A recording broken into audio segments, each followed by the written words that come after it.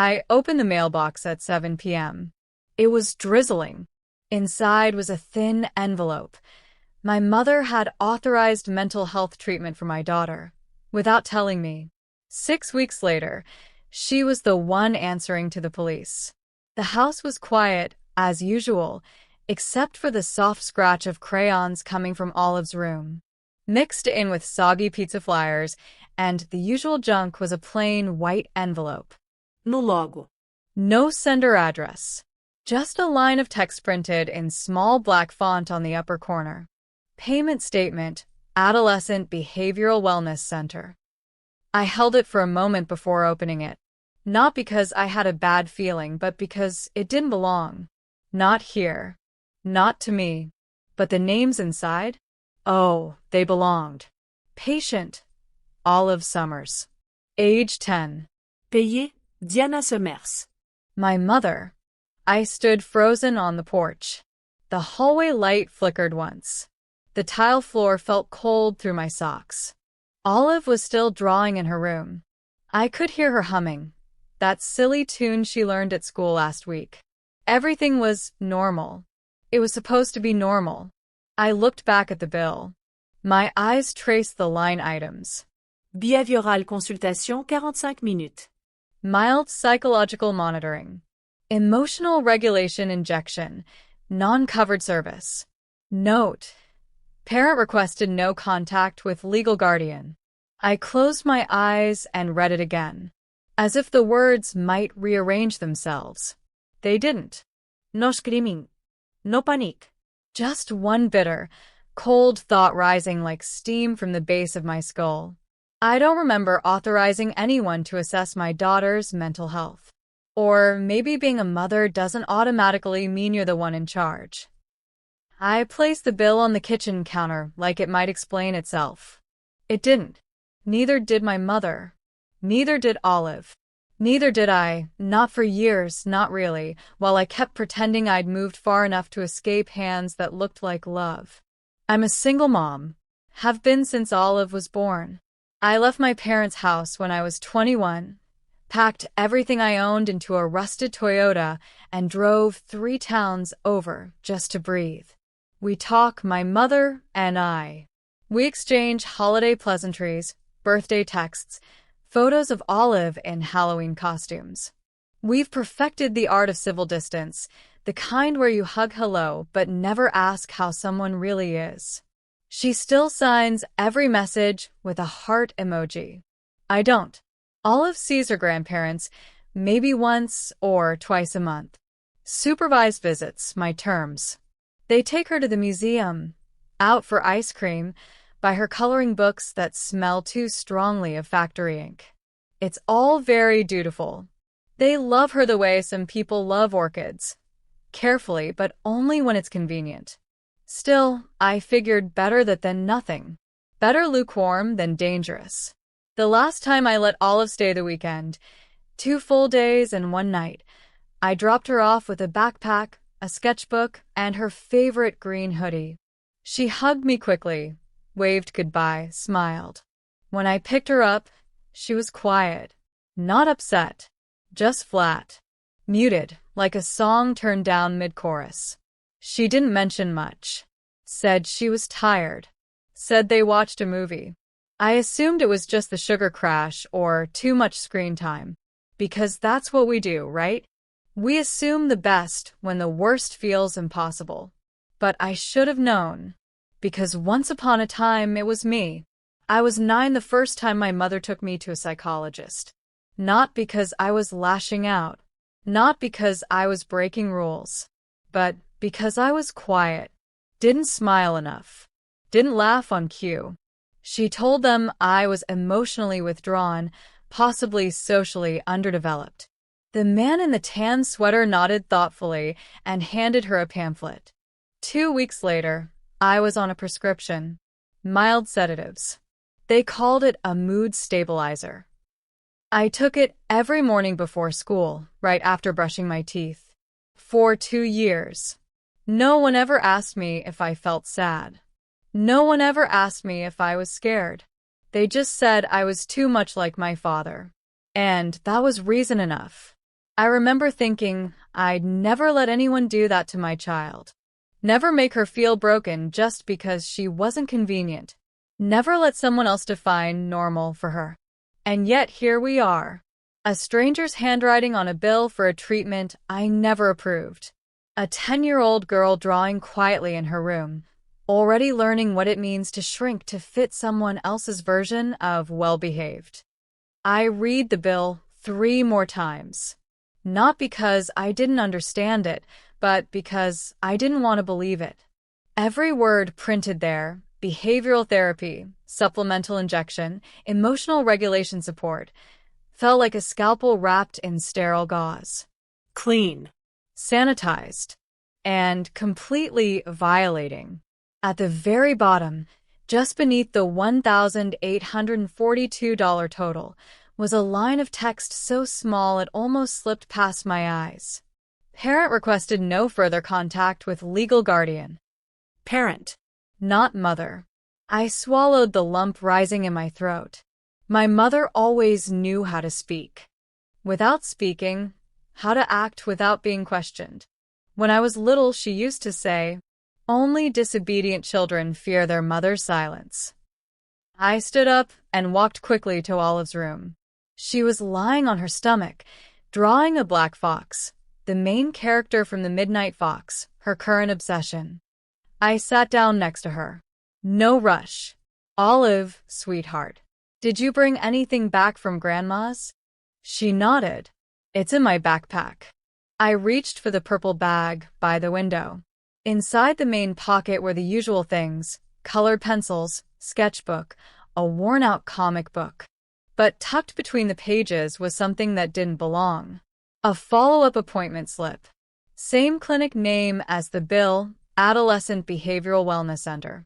Appointment in 2 weeks. Purpose: evaluate progress after initial intervention. Note: parent encouraged to attend. Avoid patient stress. My chest felt hollow. Not angry. Not even shocked. Just empty. "Sweetheart," I asked, voice barely above a whisper, "what is this?" Olive froze. She looked up at me carefully, like she was waiting for trouble. Then she whispered, so softly I had to lean in to hear. "Grandma said not to tell you. She said it would make you sad." I didn't speak. I just folded the paper slowly, pressing the crease until my thumb hurt. Did she say anything else? Olive hesitated. Then, after a pause, added, "She said you're independent but blind." I turned my face away. My jaw was clenched so tight, I thought it might crack. But Olive wasn't finished. She said, "Loving a child means being willing to fix them." That damn sentence pulled me back 20 years. I was 10. Got a B on a math test, not a failing grade by most standards, but in our house, anything less than perfection was a flaw that could be corrected. My mother didn't yell, didn't punish. She just set a notebook on the kitchen table and said, "Sit. We'll go over every mistake. I'll help you fix this." That night, I wasn't allowed to sleep until I'd completed 10 pages of problems. Every error circled in red ink, her voice calm as glass. "We don't excuse carelessness." The next day, I threw up in class. My teacher called home. My mother said I probably ate something weird. Now, in the present, Olive sat curled up on the bed, clutching her knees, looking smaller than I'd ever seen her. And I couldn't believe the same hands that once buttoned my school coat had led my daughter into a clinic and let a stranger inject her with something neither of us ever agreed to. I leaned in, meeting Olive's eyes. "Olive, no one, not even Grandma, gets to do anything to you without asking you. No one gets to put anything in your body without my permission. No one gets to tell you you're wrong just because you're different." She nodded, barely. Her eyes were shiny. I reached out and gently pushed her hair back, thick and messy, from lying on one side too long. "You're not broken. You don't need fixing. You just need to be heard. And this time, I'm listening. I went to my mother's house on a Monday morning. The sky was gray. The brick house I grew up in looked exactly the same. Old shingles, white curtains, a half-dead plant on the porch still being watered daily, like some pointless ritual. She opened the door with a polite smile, wearing a beige sweater and holding a steaming mug of tea. "You're earlier than I expected." I nodded. "I need to talk." She invited me in like I was a guest, not her daughter. The table was already set. 2 cups of tea, a plate of butter cookies, neatly folded napkins. Same chairs, same window view, same false warmth. It felt staged. Like she was trying to recreate some version of our past where she'd still get to direct the scene. We made small talk at first. She asked about my job, how Olive was doing in school, if my wrist still hurt. I answered every question, every smile, while staring at the envelope in my bag. When the tea was still warm, I took out the bill and laid it face down on the table like the last card in a very old game. "I'd like you to explain this." She glanced at the edge of the paper. No gasp, no flinch, just a slow sip of tea and a perfectly calm reply. She needed intervention. "She's withdrawn. Doesn't socialize. Just like you used to be." I stared at her, unblinking. "I'm going to ask this once. What did you have them inject into my daughter?" She didn't answer immediately, just reached for a cookie, broke it in half like she was narrating a recipe. "Just a vitamin support. Good for her nervous system." They explained it to me. I laughed, a brittle, empty sound. "You let someone inject my child with something you don't even understand, without my knowledge, and you're calling it a vitamin?" "I didn't do anything to harm her," she replied, voice still dangerously soft. "I just didn't want her to suffer the way you did." I pulled out the copy of the medical consent form. "The clinic gave me this." The form, they say, gave them permission. I placed it in front of her. She scanned the signature. Her brow furrowed. "That's your grandmother's signature. She used to handle these things. She's been dead for 3 years." I cut her off. "This signature belongs to a dead woman. And you know that." The room cracked open like someone had smashed a glass, even though everything remained perfectly in place. Only silence, the thick, loaded kind that presses against your ribs. I could hear my own heartbeat, the slight clink of her necklace as she twisted it around her finger, unconsciously. "I was just trying to help," she said at last. "I couldn't let her turn out like you. Isolated. Distant. Stubborn." I stood up. No. "What you want is control. You always have, reshaping everything that didn't fit your mold, including me. And now you're trying with my daughter." I paused. This wasn't just wrong. It was illegal. Her face paled, just for a moment. She didn't deny it, didn't apologize. She just stayed quiet. And for the first time in a very long time, I wasn't afraid of that silence. I felt free. I picked up the documents, looked her in the eye. "Don't come near Olive again, unless it's with a lawyer, an officer, or a court order." I walked out, didn't look back. The door closing behind me sounded a lot like the end of a chapter, one I should have closed a long time ago. The next morning, I woke up at 5:30 a.m. My head was still buzzing, but my hands were steady. I brewed coffee and packed everything into a folder. A copy of the hospital bill, the appointment slip, the forged consent form, and a short audio recording. Olive's voice, recorded on my phone, saying, "Grandma told me not to tell you, because it would make you sad." Her voice was small, hesitant, the kind of voice a child uses when they're trying not to upset anyone. I'd listened to that recording 3 times. By the last time, I didn't feel hurt anymore. I just felt cold. I took everything to my lawyer, the same one who handled my divorce last year. She didn't ask many questions. just scanned the paperwork, shook her head, and said, "We'll start immediately." At the same time, I went to the police station. I gave a full statement, short, clear, no detail left out, that my mother had taken my daughter to a clinic without my legal consent, that she had signed medical permission using the signature of a deceased person, that my daughter had been injected with a substance I never approved, that this was a case of guardian rights violation, breach of trust, and potentially criminal behavior. The officer didn't flinch. He nodded and said, "We'll need the clinic records." I already had them in my bag. I wasn't there to plead. I was there to act. 3 days later, my mother was summoned. I wasn't at the station, but my attorney was. She was called in as the accused. When the officer read the words falsifying legal documents and unauthorized medical intervention on a minor, my mother cried. Tears. Real ones.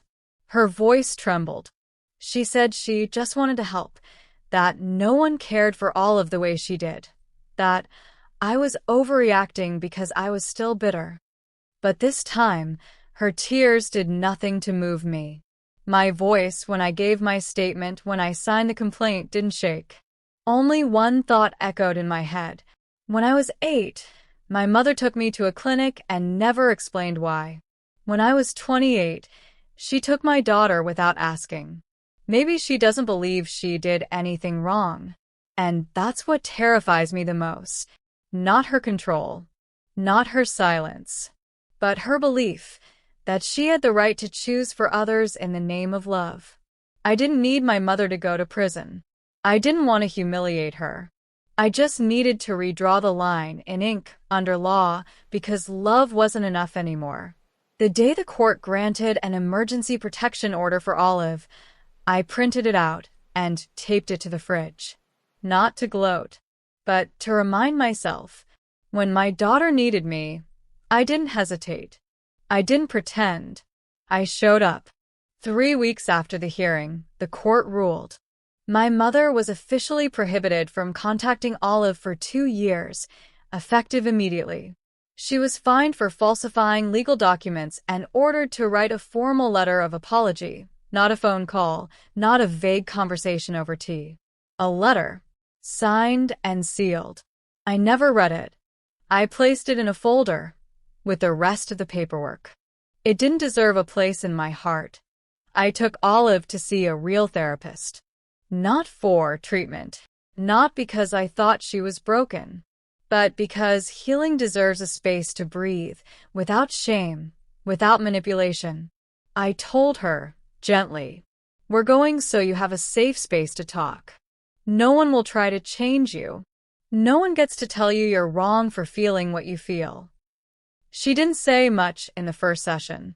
She just held her stuffed bear, the one she's had since she was 3.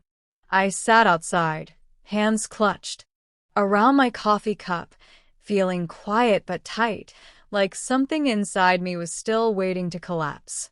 And I realized I needed healing too, not just from this, but from everything I had survived as a child, alone, in silence, without anyone ever saying, "You're allowed to be different." On the 3rd week, as we sat in the car after her session, Olive asked, "Mom, what if I'm different?" She said it quietly, eyes looking out the window, as if the question might be too much for me to hold. I pulled the car to the side of the road, turned off the engine, turned to her, and I said carefully, "Being different is what makes you you. It's what makes me love you in the exact way you are. You don't need to be fixed. You need to be seen, heard, protected. And most of all, you need to know that being yourself is not a problem to solve." She turned toward me, and for the first time in weeks, she smiled, not politely, not nervously, but truly. She whispered, "I feel less scared now." I nodded, swallowed the lump in my throat. And in that moment, between the street noise and the ticking silence, I knew. The cycle had broken. I didn't become what my mother had been. I didn't pass down the kind of love that only came with corrections and conditions. I'm not a perfect mom, but I cut the cord between love and control. I don't know if my mother will return in 2 years. I don't know how many more questions Olive will ask that leave me breathless. But I do know one thing. From now on, every decision starts from one truth: that no one, not even me, gets to define who my daughter is. And no one will ever make her feel sorry for it. 2 months after the ruling, I moved. A smaller town, closer to Olive's new school. No noise. No familiar faces. No one who still whispered that I was the difficult daughter. I didn't leave a forwarding address. I didn't update my social media. Except for the lawyer, the doctor, and 2 trusted friends. No one knows where we are. I also closed every shared bank account I ever had with my mother. Every tie, every access point I used to leave open out of respect, or family duty, or, well, it's just easier. Not anymore.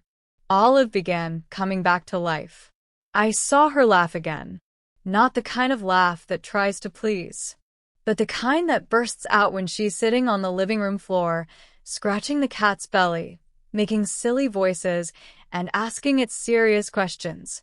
One day, she set up a pretend interview using a toy phone. I had just finished doing dishes when she asked, "Mom, if you could turn into any animal, what would you pick?" I smiled, played along. "Maybe a turtle," I said. "Slow, but knows how to live a long time." She giggled. That full, round laugh that shakes her shoulders. And in that moment, no one stood between us. No one told her what not to say. No one translated her words into symptoms. Just me and my daughter, in a small, quiet life that belonged entirely to us. Of course, there are still nights I lie awake. I still replay old scenes. The question loops through my mind. Did I miss the signs? Should I have asked more? Should I have trusted my gut when Olive came home so quiet that day?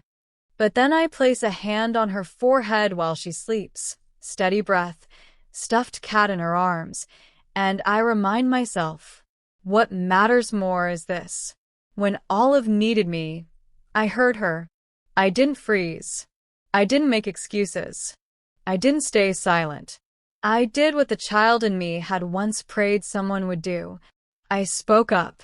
I know this isn't a perfect happy ending, but it's the one I chose for me and for her. What about you? Do you think I did the right thing? If you've ever had to choose between family and your child, between the past and the present, between silence and standing up, I would love to hear your story. Leave a comment below. And if you've been through something similar, don't be afraid to share. You're not alone, and your voice deserves to be heard. And if you want more stories like this, Make sure to hit follow. there's more to tell. And this time, no one gets to silence you.